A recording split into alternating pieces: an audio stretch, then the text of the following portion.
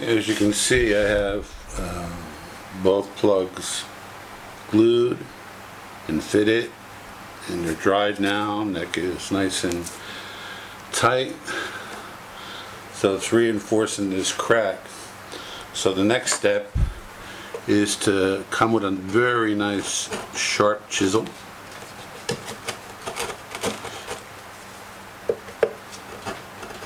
and just start contouring it, shaping it to the rest of the body till you get down to the neck and up here. Of course, I chisel a little bit from each side. I come to this side and then I come the other direction like this. But right now I've got a lot of work to do. This is just a lot of patience at this stage. You know, just take little bites and start shaping it down, and that's it.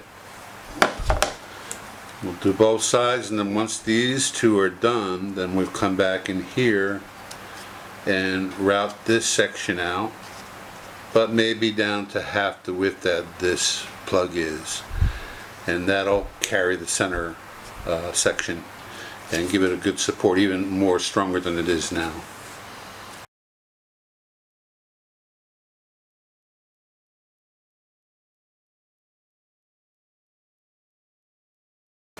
Okay, thank you very much, and don't forget to subscribe and like.